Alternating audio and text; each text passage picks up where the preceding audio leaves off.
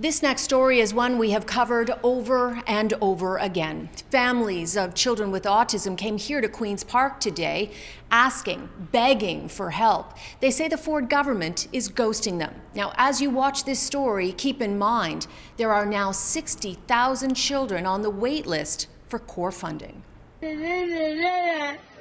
Dax is 5 years old. He was diagnosed with autism just before he turned 2 and has been on a wait list for core services ever since. His mother, who is a nurse and a single mom, has spent up to $200,000, everything she has, to pay for his ABA therapy herself. I had to refinance my home twice to pull money for therapy, and I took out a line of credit. I drained all of my savings. Sophie Barrett is not alone. There are currently some 60,000 children on the wait list for core services. The number has more than doubled since the Ford government tried to revamp the system in 2019. Our goal, Cynthia, is to make sure we get everyone off the wait list first, all 23,000 people. At this rate, it's going to take 66 years just to clear the existing backlog. As of January, every child in the program had been invited to enroll with Access OAP. But invited does not necessarily mean funding. My son was registered with the Ontario Autism Program July 2017. We were lucky enough to receive our invitation to core services at the end of October 2022. It's March 6, 2023, and I have no funding. I have no support for my son. The government has doubled funding, it says. How many children have the funding to children doubled? Like, where is the money going?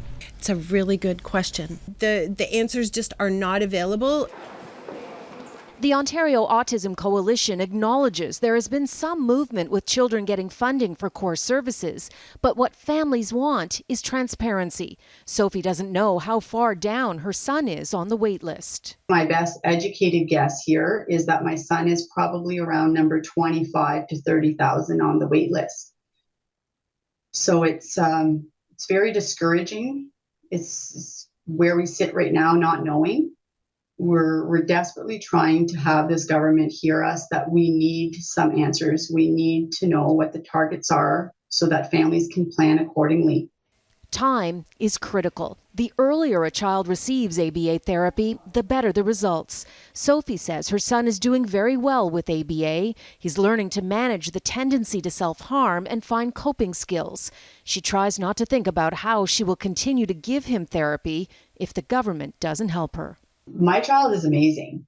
Truly, he is. The burden is all of the red tape. The burden is the government not giving us any answers and not helping us with the medically necessary therapy that our kids need. Now, Sophie did receive 2 one-time payments from the government of $20,000. That only lasted about 4 months. That, of course, is on top of all the money of her own that she has spent. The Ontario autism community was hoping to meet with Marilee Fullerton today. She's the minister in charge of the autism program. She did not meet them, nor did she speak with the media.